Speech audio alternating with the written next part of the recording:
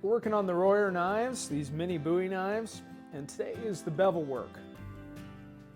In order to get this done correctly, Royer always does so much of a better job laying things out.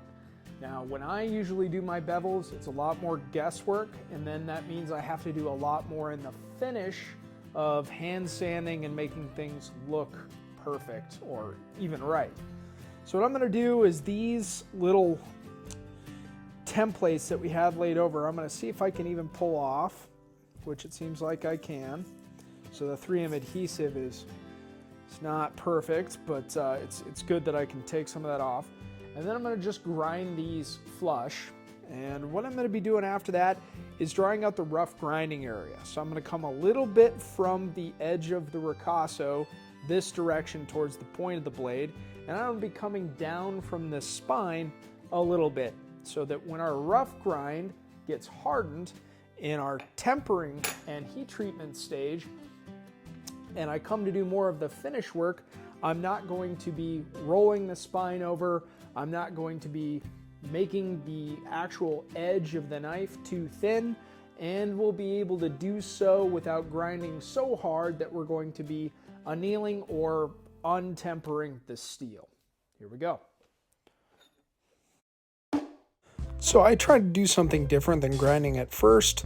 I used paint thinner and I tried to rub off any of the extra goop that was left from the 3M glue. It was a nightmare, and what it did was it removed my scribe lines, it removed any of the areas that I had laid out with layout lines, and then I just basically had to redo everything. That drove me nuts. I'd recommend just using some type of, thin grit, like a 220 type polish belt that's old.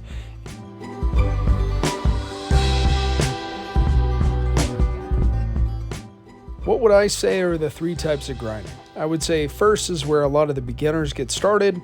That's with your jigs or some type of mechanical grind that's giving you a lot of assistance. The next is some sort of, this would be kind of a flat rest grind. You see variations of a lot of these 3, but this is where you start making the connection with a lot of the freehand techniques.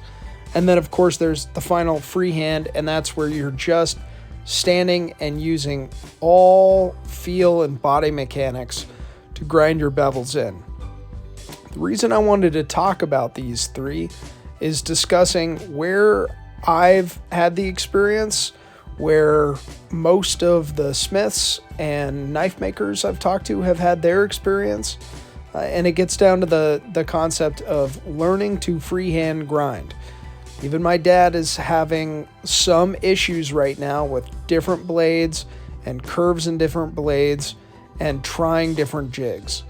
I just had one fellow blade maker come down to me, which is weird because I'm about as far north in the US as it gets besides Alaska. And he came down from Canada and said, hey, I've tried probably 40 to 60 different variations of jig types.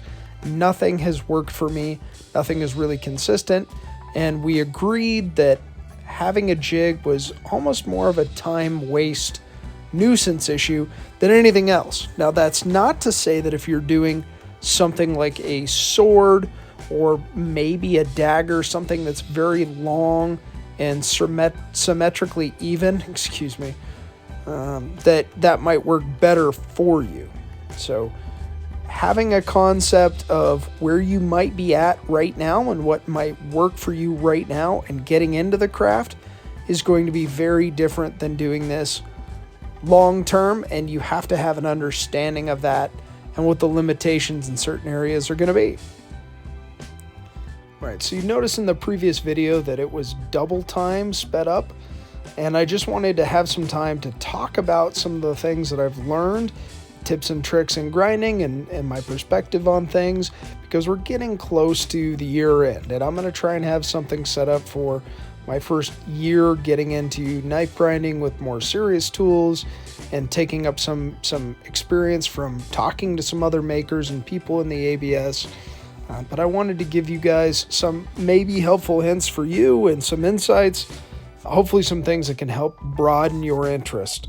A lot of the times you're going to watch 200 to 300 videos and you're going to take maybe a couple things from each video, hopefully, if people are describing some things of interest to you. So what we're looking at with a lot of the grinds that I've done so far, it's figuring out your tools, getting everything set up, of course, getting lighting and things in your shop designed so it's more ergonomic and efficient for you, getting the grinder for the right height for your stance, however you balance best, and of course not breaking yourself. Like I tore my Achilles tendon last summer.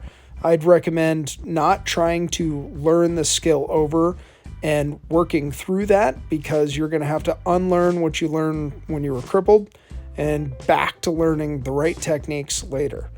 So what I end up doing in a lot of these videos is adjusting where I'm standing, how I'm standing, trying to use push sticks, my fingers. The more consistent you can be, the better off you're going to be.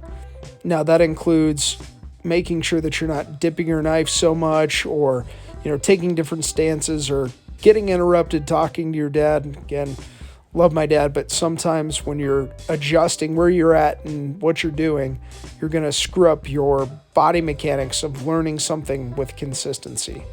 So hopefully this was helpful. This is how the knives turned out. I just thought a longer video to cover this stuff would be good.